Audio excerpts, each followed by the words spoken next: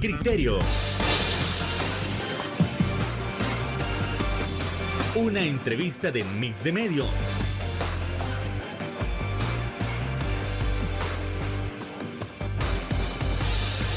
Que aborda frontalmente los problemas de El Salvador con los verdaderos protagonistas y plantea soluciones.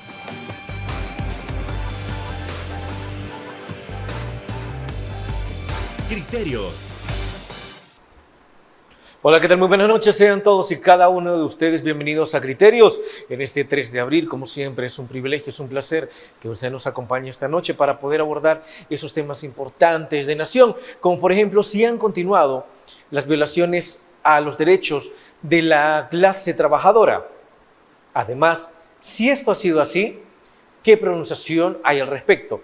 ¿Se está organizando una manifestación, una marcha? ¿Será que al final se va a aceptar todo lo que ha estado sucediendo? Bueno, eso y más lo averiguaremos esta noche con nuestros invitados especiales. En primer lugar, tenemos en el estudio a Sonia Viñerta, quien es secretaria general de la Unión Sindical de ISDEMU.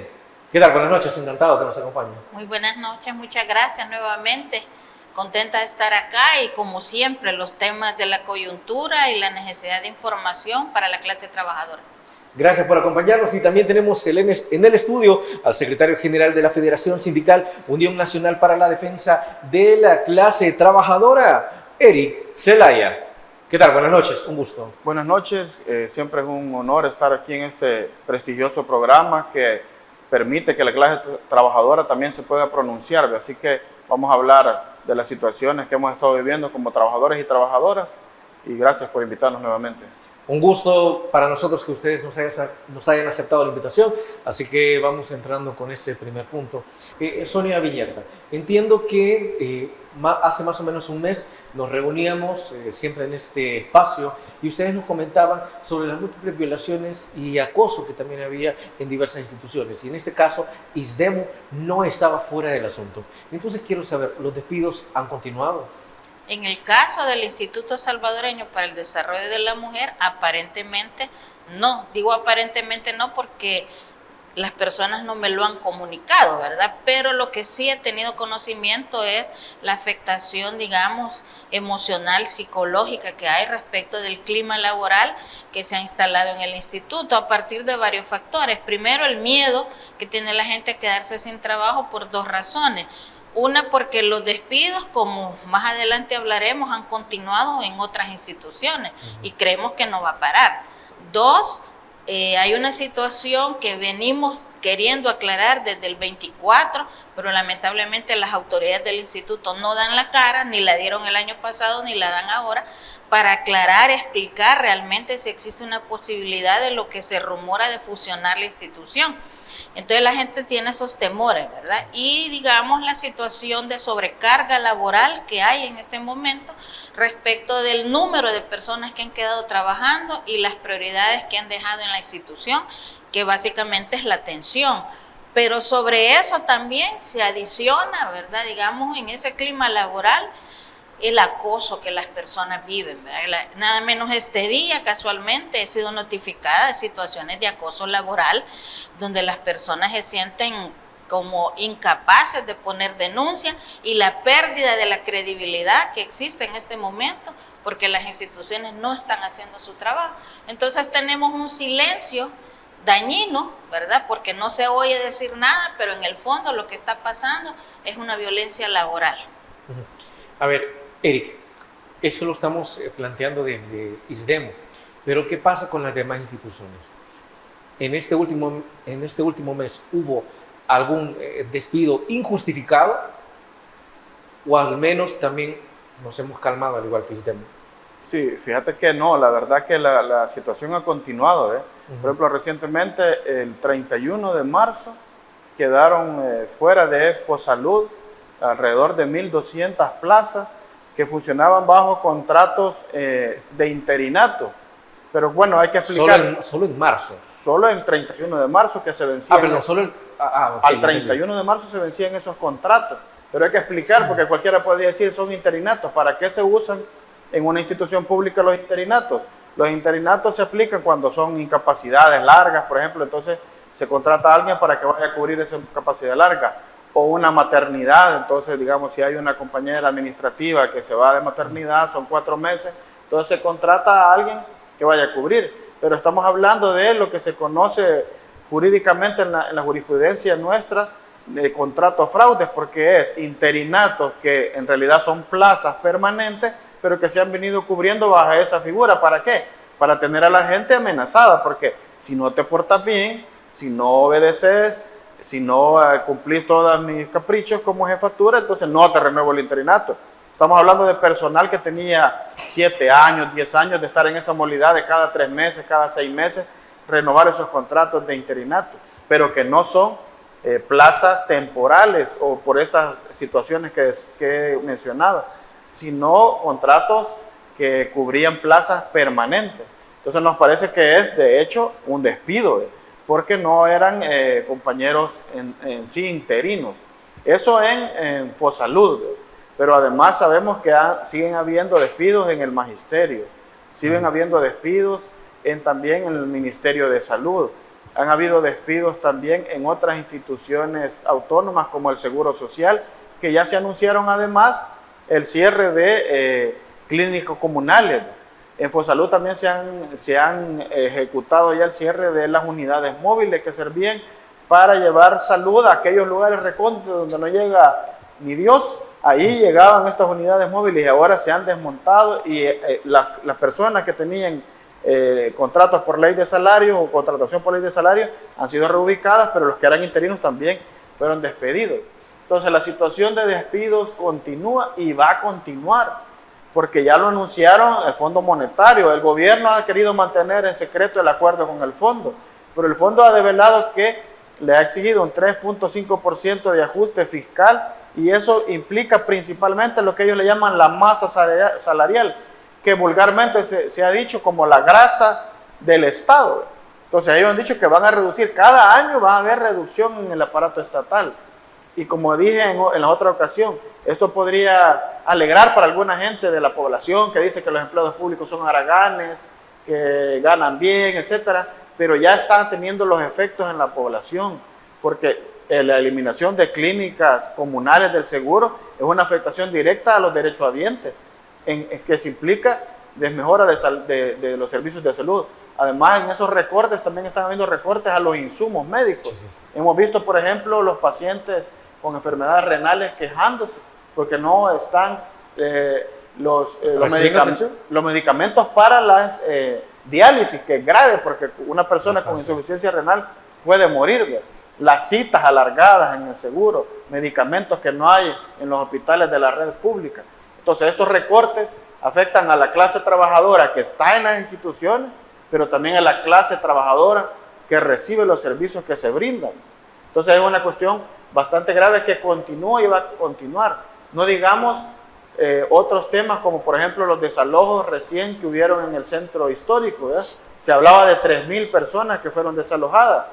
Dice el señor alcalde Mario Durán que lo hicieron de manera voluntaria, pero si uno habla con la gente le dice, bueno, voluntario entre comillas, porque no me dan alternativa. Y la alternativa es ir a pagar un local que cuesta $300, por ejemplo, que no sacamos eso, dice la gente, en el mes. Entonces al final los están obligando a irse para su casa sin alternativa para llevar sustento a su hogar. Entonces estamos viviendo en realidad un régimen que es enemigo de la clase trabajadora, y por eso nosotros estamos promoviendo este llamado a la unidad de toda la clase trabajadora, independientemente de dónde estemos, de qué sectores seamos, para unirnos en un solo bloque que presente estas demandas y que impida que este ajuste fiscal promovido por el Fondo Monetario e impulsado por el gobierno siga afectándonos. Bueno, así nos vamos a ir a la primera pausa comercial, no nos cambie, regresamos en Criterios.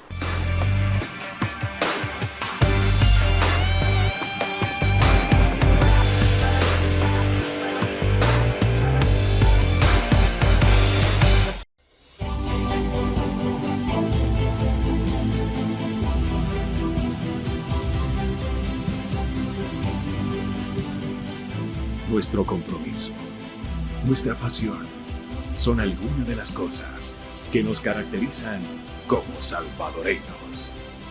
Farmacia La Buena, la farmacia de todos.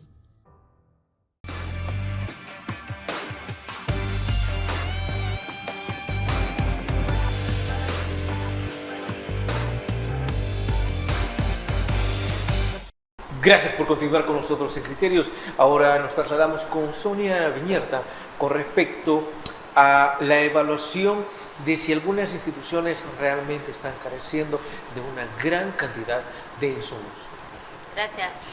Lo que quería también señalar es que la preocupación y en el marco de lo que se avecina el 1 de mayo es que en la narrativa gubernamental de cualquier funcionario o funcionaria no se habla de derechos ni de derechos laborales, solo se habla de la apuesta económica.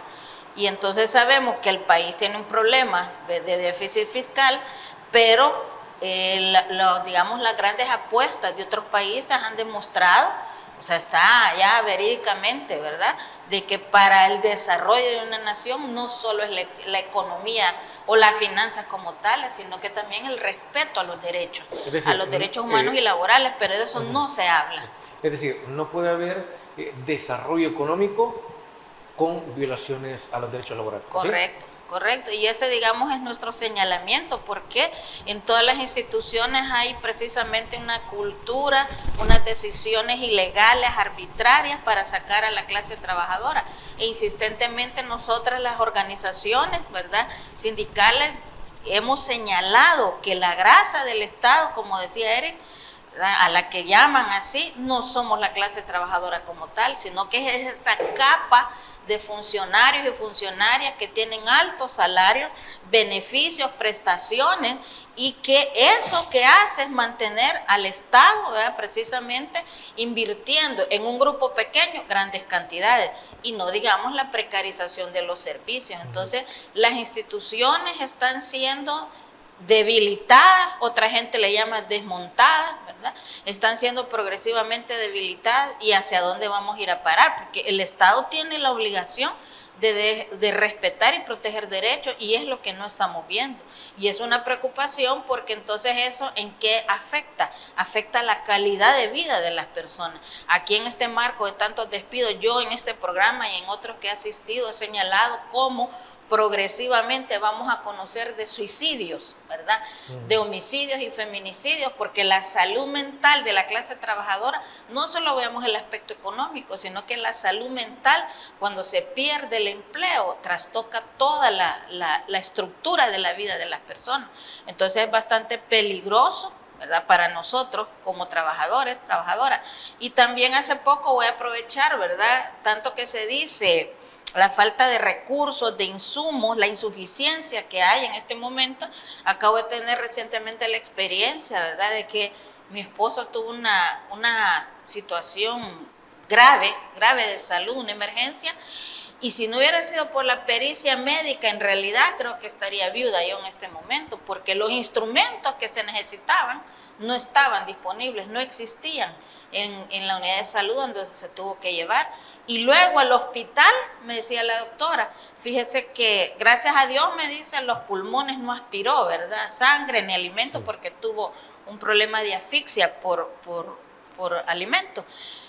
Pero los exámenes que él necesita, además de lo que ya se le hizo, no se los vamos a hacer porque no tenemos, ¿verdad?, el recurso de los reactivos que se necesitan. Y estoy hablando de un hospital de otro nivel, ¿verdad?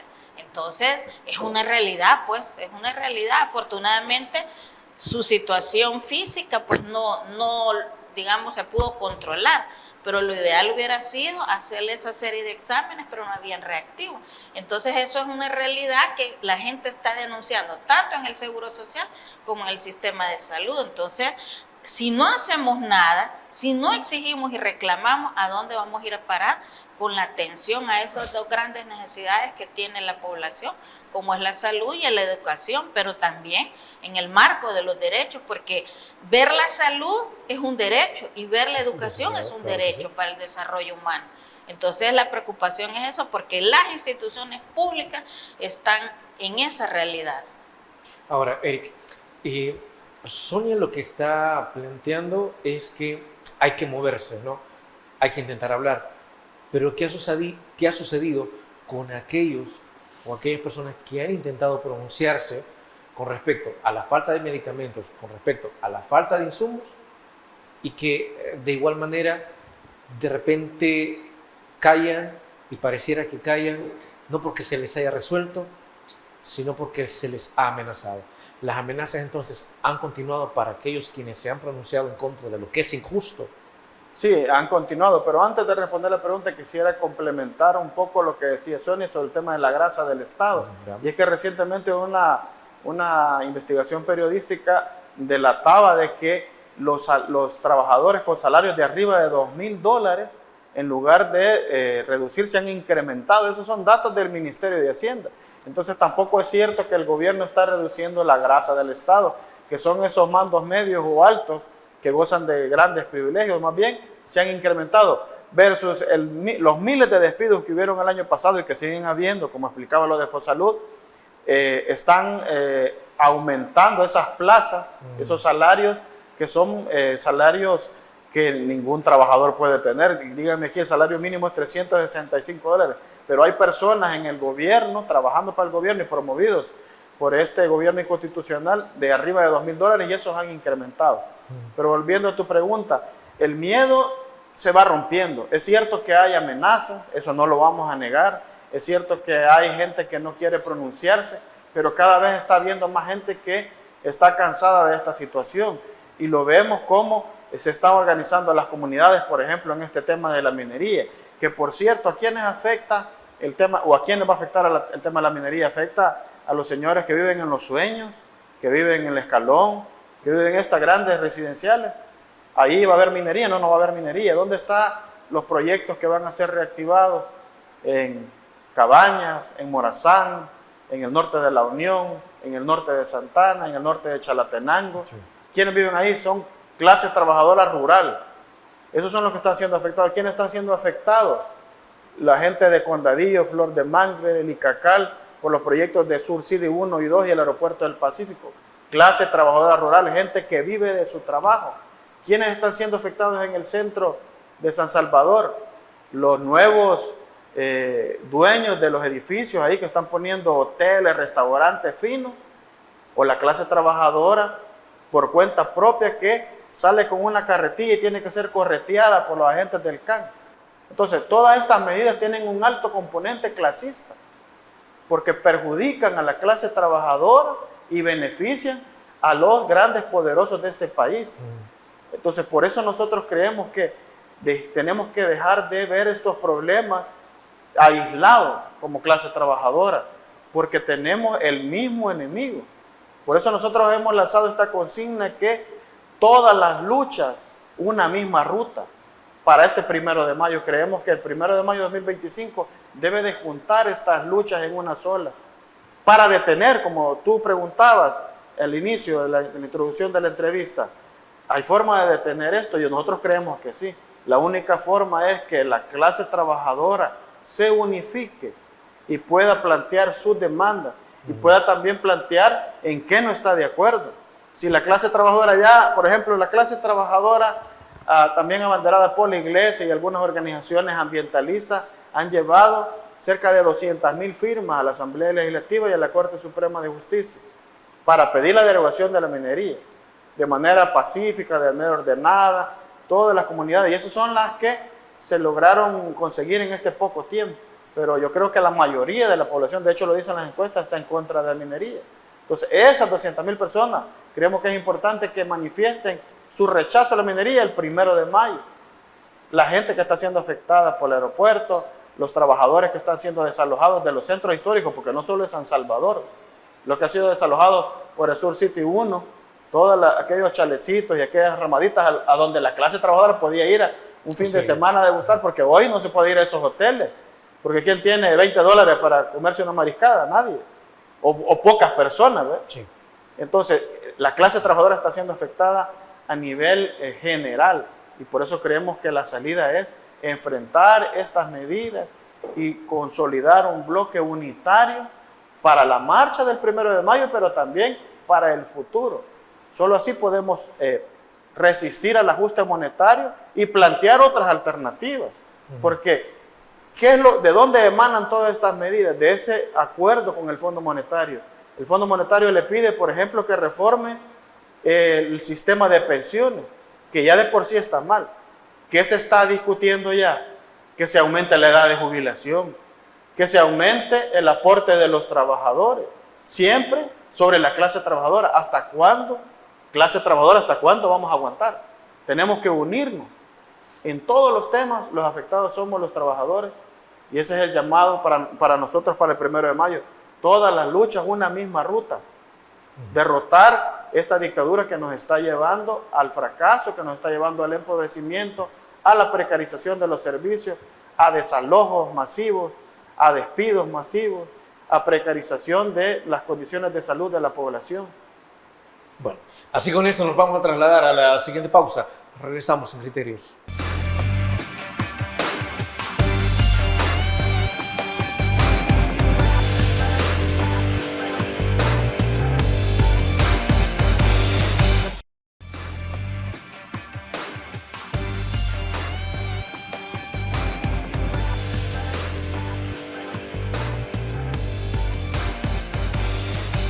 Gracias por continuar con nosotros. Y es que, a ver, ya se está hablando de las múltiples violaciones a los derechos laborales y que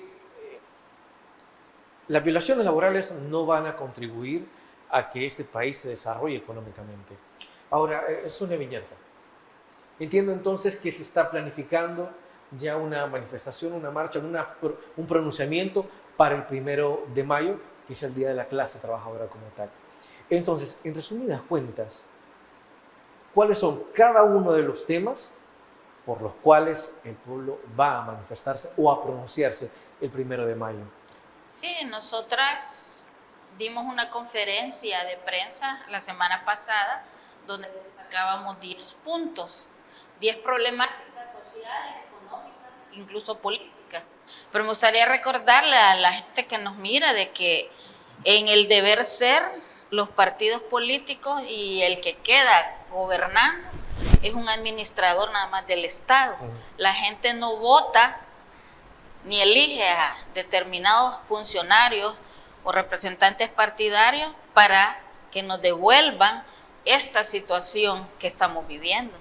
La gente vota para que haya desarrollo, la gente vota para que haya participación, la gente vota para que haya respeto, y se entiende que no todo se puede lograr de una sola vez, pero este gran retroceso que hemos tenido, que estamos teniendo, nos lleva precisamente a tener que alzar la voz, y lo hemos estado haciendo, digamos, organizadamente, independientemente, como sindicatos, a veces movimientos, etcétera. Pero creemos que la fecha es tan importante, la fecha reivindicativa, que esos 10 puntos, y de seguro hay más, por supuesto, ¿verdad? Hay muchos más, son los que nos deben como unir y guiar, porque como ya describía mucho Eric, ¿verdad? El golpe, ¿quién nos lo está dando? Es el mismo gobierno el que está golpeando a toda la clase trabajadora en sus diferentes manifestaciones, digamos, de vulneraciones, de violaciones, de abusos, etcétera. Entonces, creemos que esa fecha, y yo siempre le digo a la gente, no podemos permitir que lo poco que nos queda nos siga siendo arrebatado. Por ejemplo, el tema de las pensiones es indignante, ¿verdad? Ese tema que yo siempre lo señalo, porque las mujeres somos las más afectadas y somos quienes deberíamos luchar, alzar la voz, precisamente porque ese sistema se cambia, se corrija, y así, ¿verdad? Una serie de temas. Entonces, el 1 de mayo le hemos llamado unitario para que podamos encontrarnos en ese espacio público y podamos seguir haciendo las denuncias y las exigencias, porque no es posible permitir que allá afuera del Estado, afuera del país, se siga pensando que aquí es un paraíso. Es un paraíso para un grupo reducido de personas, para un grupo reducido de poder económico y político, pero no para las mayorías. Entonces la situación significa alzar la voz, ¿verdad?, para señalar y continuar haciendo ese señalamiento de lo que nos está pasando, lo más grave que nos puede pasar todavía, y exigir ¿verdad? Que haya un retroceso y un cambio de rumbo de las decisiones políticas que está tomando el gobierno. Por ejemplo, no lo mencionamos en el comunicado tal cual, ¿verdad? No, con quizás la suficiente profundidad, pero en este país se carece de políticas públicas. Da la idea de que son improvisaciones las que se están haciendo, como por ejemplo oír al presidente, ¿verdad?, que dice que va a cerrar una institución y después al día siguiente dice que mejor no, ya no. Entonces, ¿cuál es el plan? ¿Cuál es el plan, verdad, a favor de las mayorías? Porque claro, de seguro tienen su plan para esos grupos de poder económico y político, y es lo que estamos viendo. Entonces no es posible, por ejemplo, los megaproyectos a los que le llamamos de muerte. ¿Por qué? Porque están matando progresivamente a las familias y a las mujeres de este país, de esos territorios. La gente no lo ve porque la gente cree que como está pasando en Oriente no nos afecta. Pero todo, es un país tan pequeño y donde todas las afectaciones están interrelacionadas, porque así es la realidad humana. Entonces nosotros sí nos queremos, digamos, juntar con todas las organizaciones y por supuesto aquellas que se precien, y siempre lo digo, que están conscientes y comprometidas con la justicia social, porque hay organizaciones que sus dirigencias no están comprometidas con eso, están comprometidas con un partido o con sus intereses personales. Entonces el llamado es para aquellas organizaciones que ojalá seamos la mayoría, nos juntemos para reivindicar todos los derechos de la clase trabajadora que se van progresivamente perdiendo, como por ejemplo, ¿verdad?, el derecho de presunción de inocencia, ¿verdad?, el derecho al debido proceso, el derecho de acceso a la justicia, que son derechos humanos fundamentales. Todo eso se va perdiendo, y incluso cómo la gente se conquistó las 8 horas laborales y ahora como quieren que la gente trabaje, ¿verdad?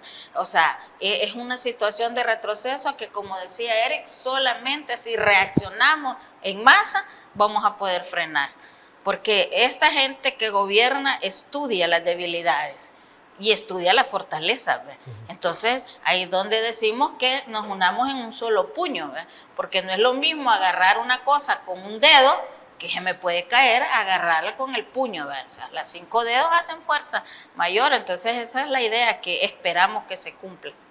Pero como tal, las organizaciones están respondiendo al llamado, por lo menos en principio. Pues estamos en ese proceso de acercamiento, ¿verdad?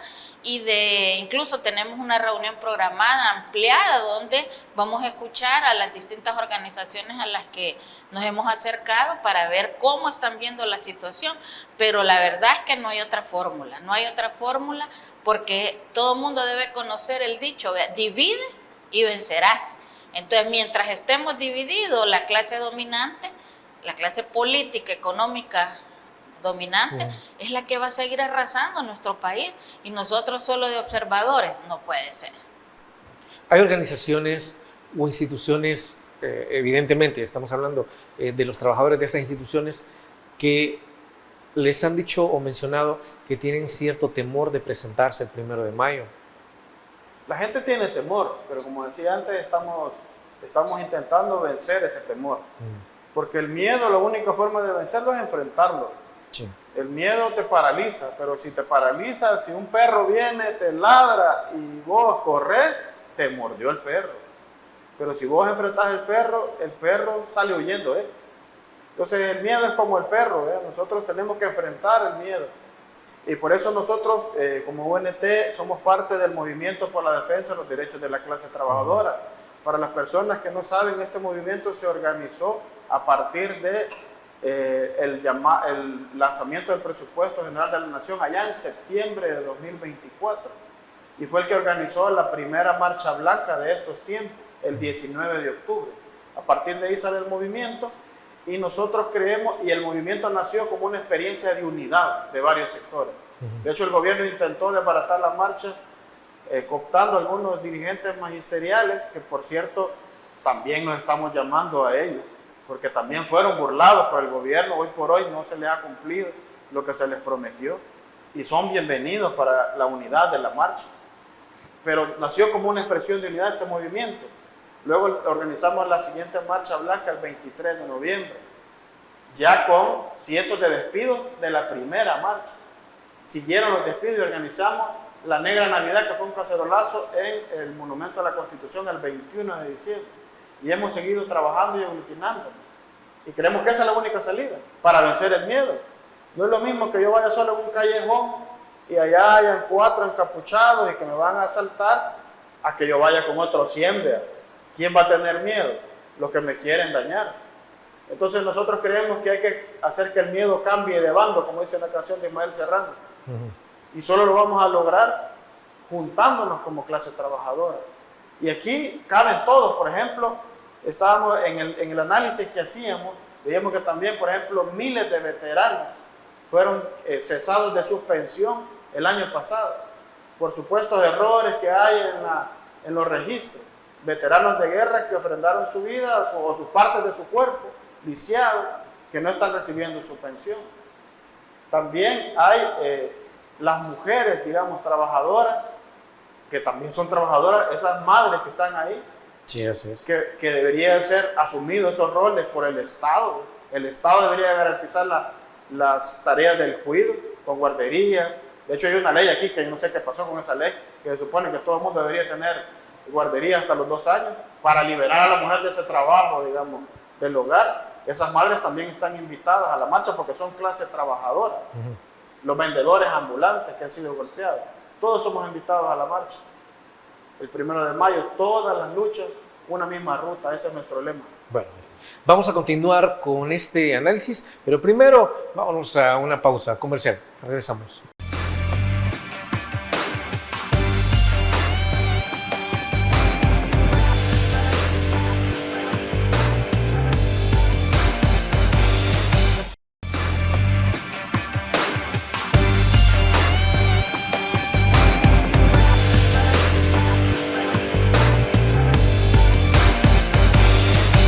Seguimos abordando lo que podría pasar el 1 de mayo y qué instituciones o qué tipo de organizaciones se están uniendo para poder hacerlo realidad.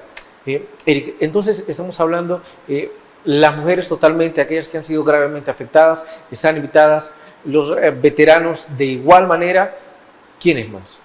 Sí, por ejemplo, creemos que también es importante aquí resaltar todas esas madres que han visto que sus hijos y sus esposos han sido capturados bajo el régimen de excepción cuando son trabajadores. Hemos visto cómo madres presentan, digamos, fotos de sus hijos y dicen, no, si mi hijo de trabajar venía cuando lo capturaron. Son madres de la clase trabajadora. Las víctimas del régimen son clase trabajadora también. Todos los sectores tenemos que unirnos. Hay un problema que también en nuestro análisis como movimiento por la defensa de los derechos de la clase trabajadora hemos hecho. Es que tenemos 3 problemas por los cuales nos está sucediendo lo que nos está sucediendo. Uno es la dispersión, hay una grave dispersión de todas las organizaciones, cada quien defendiendo lo suyo, los sectores ambientalistas con el tema de la minería, sí, las comunidades afectadas por los megaproyectos en el aeropuerto, Sur City, represas, etc. Los veteranos con sus luchas, la clase trabajadora que ha sido despedida con sus luchas, la gente de las comunidades que están siendo afectadas por proyectos que amenazan fuentes de agua también, la gente víctimas del régimen. Hay una gran dispersión y atomización. Pero otro problema es el tema del sectarismo. De repente habemos dirigentes o hay dirigentes que son sectarios porque pretenden como dirigir la lucha y ser reconocidos. Creemos que eso debe quedar a un lado. Entonces tenemos que vencer el sectarismo, la atomización y el sectarismo de nuestras organizaciones. Por eso nuestro llamado es a todas las organizaciones que están en la lucha por diversas situaciones, a que nos unamos. Ya no podemos seguir resistiendo solos porque nos van a aniquilar por separado. Nuestro llamado como movimiento no es a que se sumen a la marcha del movimiento, es a que construyamos un planteamiento colectivo y que logremos sacar una marcha unitaria y que ojalá también logremos consolidar un bloque unitario para resistir a todas estas situaciones. Si yo no tengo empatía con la lucha de los trabajadores rurales por los megaproyectos, ellos no van a tener empatía de las luchas por mis derechos laborales. Si yo no tengo empatía por las víctimas del régimen, esas madres no van a tener empatía con las mujeres trabajadoras del hogar. Si las mujeres trabajadoras del hogar no tienen empatía con compañeros de la diversidad sexual que están retrocediendo también decenas de años en avances que había en este país, no van a tener empatía tampoco estos con los veteranos de guerra. Entonces necesitamos tejer una red que permita reconocernos como clase trabajadora, reconocer que los problemas que tenemos nos aquejan por igual a todos, reconocernos como clase, reconocer que tenemos un único enemigo que nos está afectando a todas y todos.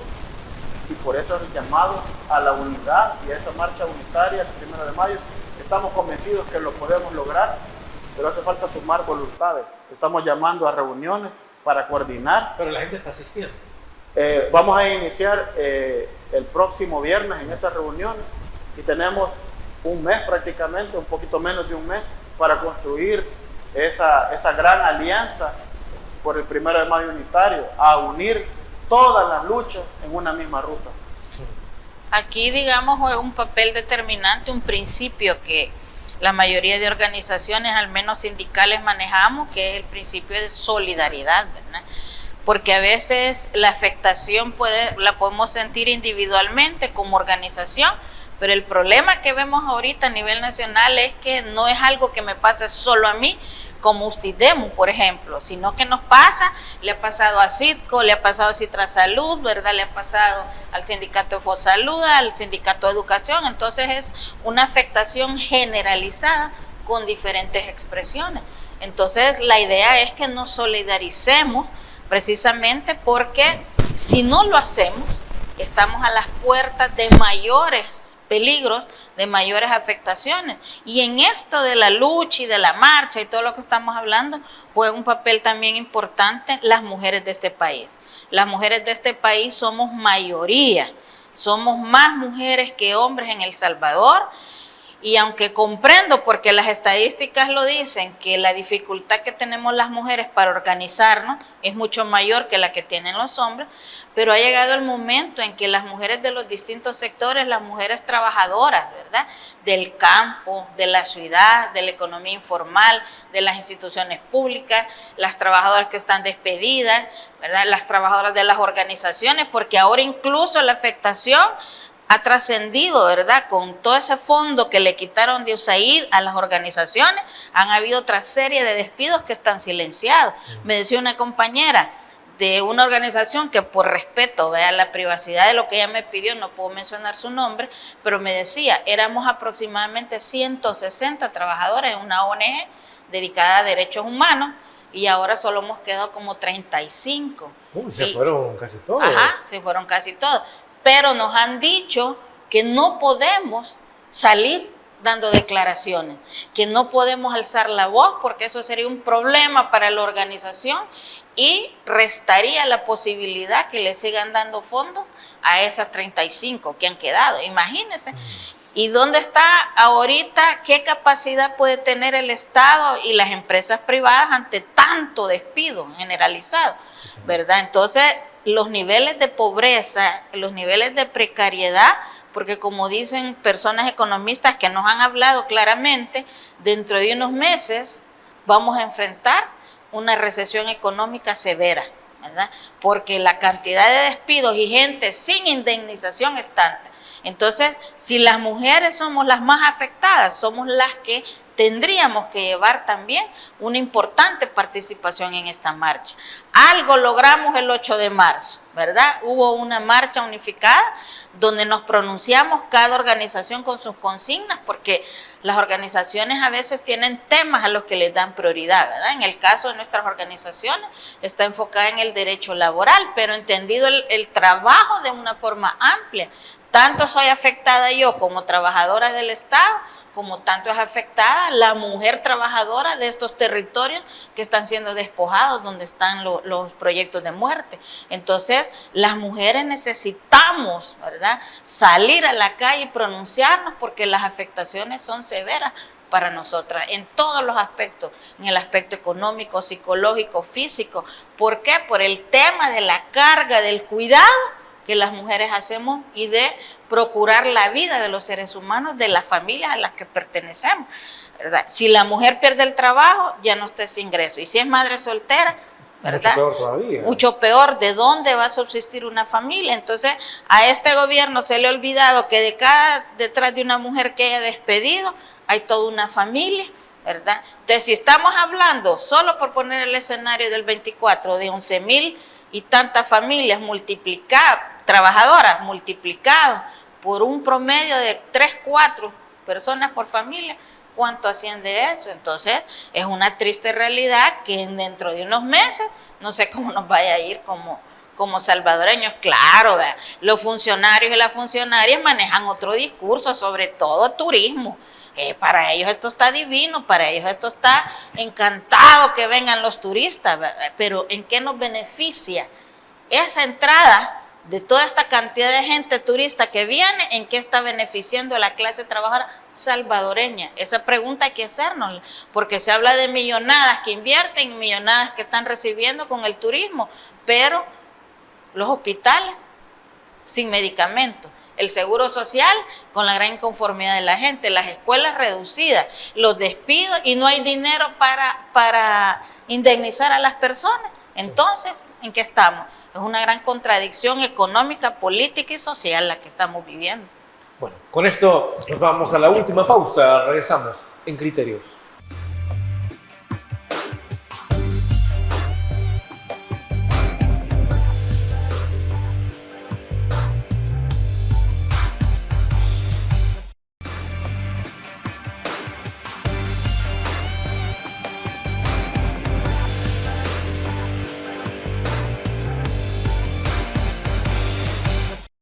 Gracias por continuar con nosotros. Y es que, a fin de cuentas, ¿será que la invitación para la realización de esta marcha, de este pronunciamiento masivo para el 1 de mayo, será que esa invitación está abierta para todos y todas? Por favor, Eric. Sí, quizás antes de la invitación, solo solidarizarnos también como movimiento, como UNT, con los compañeros que han sido capturados bajo el régimen de excepción, Fidel Zavala, con los compañeros que ayer se giró orden de captura, los 5 ambientalistas de Cabañas, y con todos los dirigentes sindicales y sociales que están presos en las cárceles. Nuestra solidaridad a la familia, y también otro tema que hay que incorporar en la movilización. Entonces los invitamos este 1 de mayo a esa gran marcha unitaria, todas las luchas, una misma ruta. Nosotros vamos a promover las indicaciones porque estamos construyendo ese planteamiento entre varias organizaciones, pero usted que nos mira ahí en la casa, usted es trabajador afectado, usted es veterano, usted madre soltera, todas las luchas tenemos que unirlas en una misma ruta. Están invitados este 1 de mayo y la información más completa la daremos en las próximas semanas. Okay. También Sonia Viñerta, usted entiendo que llama a la convocatoria también a no tener miedo, Sí. a defender lo que en su momento se había conquistado. En las instituciones se ha hablado del empoderamiento, pero el empoderamiento se vive. Así que yo hago un llamado a todas las mujeres trabajadoras, a todas las mujeres despedidas, a todas las mujeres del país, a que nos sumemos y abanderemos con valentía esta lucha por nuestros derechos. Así es que la invitación queda abierta para que participen junto con todas las organizaciones que logremos estar ese 1 de mayo. Bueno, y es que así hemos llegado al final de Criterios. Nos vamos sin agradecerles a nuestros invitados. Eric Zelaya, ha sido un placer. Gracias nuevamente, Criterios. Gracias a este canal por darnos la bienvenida siempre. Encantado. Sonia Viñerta, un honor. Gracias igualmente por invitarnos y darnos este espacio para hablar de la realidad y hacer este llamado. Y esta siempre es su casa y el mejor de los éxitos en su convocatoria. Gracias. Amigos y amigas televidentes, gracias por habernos sintonizado una vez más. Recuerda, el criterio más importante lo tiene usted. Descanse. Feliz noche. Criterio. Una entrevista de Mix de Medios.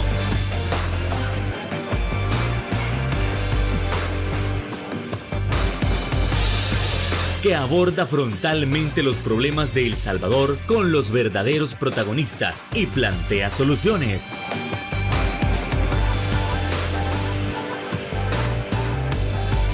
Criterios.